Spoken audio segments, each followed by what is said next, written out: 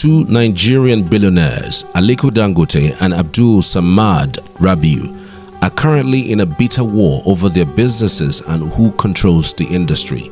Dangote, Africa's richest man, is the owner of Dangote Industries Limited, while Rabiu is the founder of BUA Group. The two billionaire businessmen had been locked in disputes several times, spanning 3 decades. The battle is simply about who controls the sugar and cement sectors, and soon there will be a battle of who controls the oil sector, as Rabiu is also building his own refinery, while Dangote had already completed his own. Dangote owns the largest industrial conglomerate in West Africa.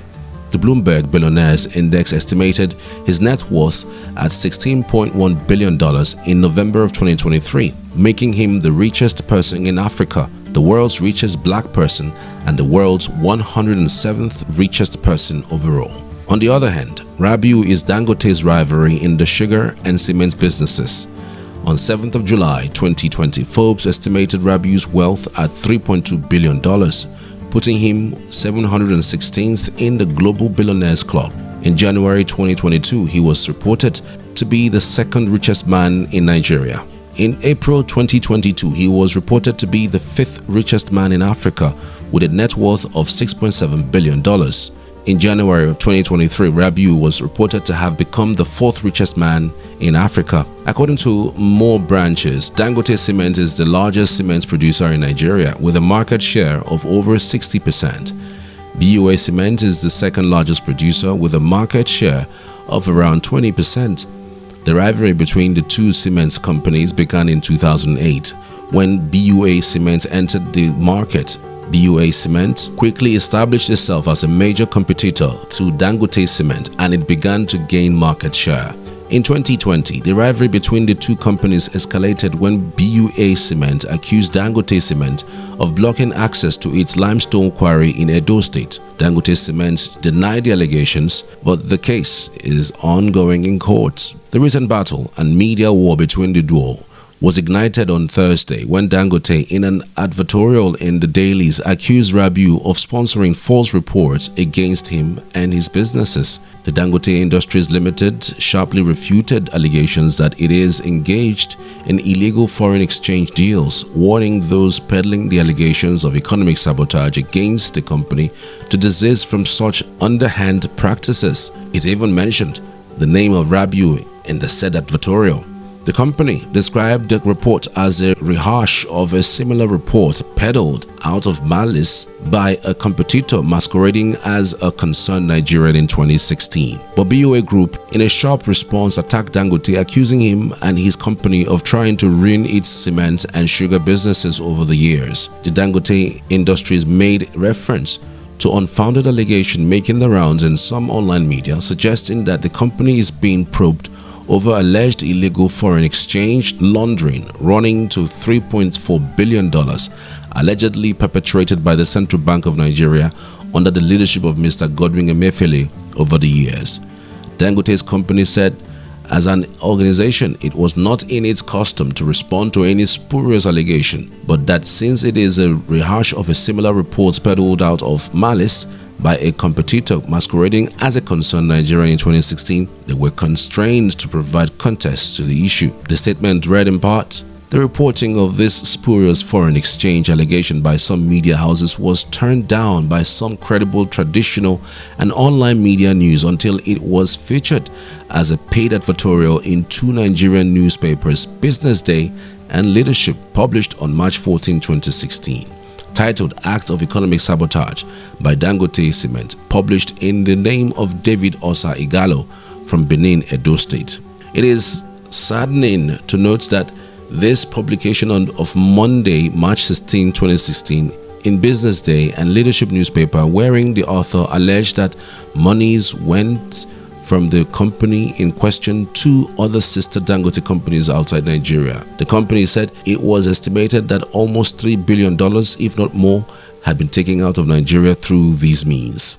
This encourages round-tripping and, in effect, money laundering, since there is no proper documentation, has recently been given a fresh false slant by one Ahmed Fahad, purporting it to be a new petition directed to the attention of President Bola Tinubu and Mr. Jim Obaze, the special investigator probing the CBN. BUA fired back in a statement, accused Dangote of cheap attempt at blackmailing the company.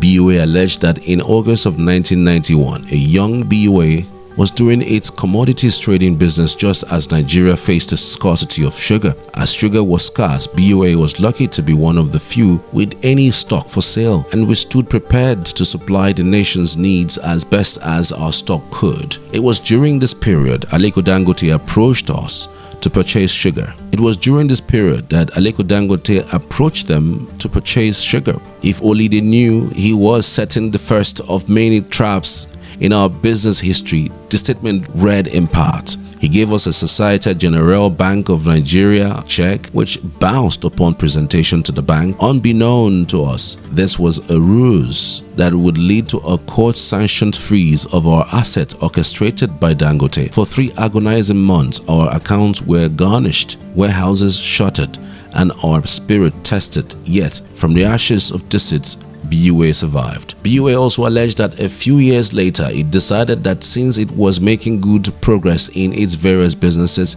it should open a sugar refinery. The company said they approached Usman Dantata, Dangote's uncle, and leased his NPA waterfront of 4.5 hectares at the Tinkan Island port, Polo House. We took the land, signed an agreement with the consent of NPA, and paid all applicable dues. Dangote waited until our contractors and equipment had been mobilized to the site. Then he went to the former President Obasanjo. President Obasanjo had the land revoked entirely and gave the lease to Dangote.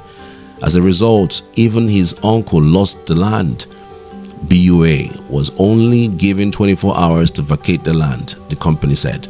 BUA said it took them over a year to get another land, saying that its survival as a business, especially its Lagos sugar refinery, was a legacy handed to it by a loving father who, seeing his son's distress, did what only the noblest and kindest of hearts could do.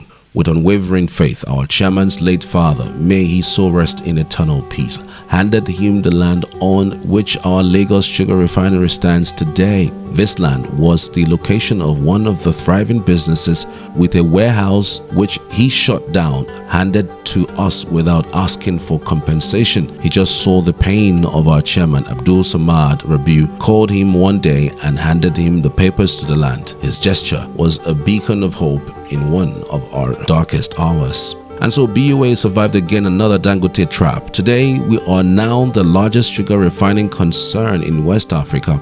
Our businesses continued to surge forward amid several other attempts, too many to mention now. In 2007, under President Yar'Adua's visionary mandate to broaden Nigeria's cement industry and break the monopoly in the sector, BUA was among the 6 companies selected and granted licenses. Our approach was unconventional but effective.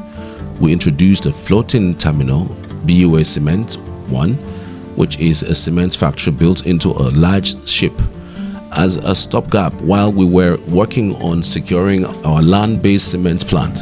What followed, however, was another act intended to drive us out of business. Our application to dock the floating terminal in Lagos met with resistance.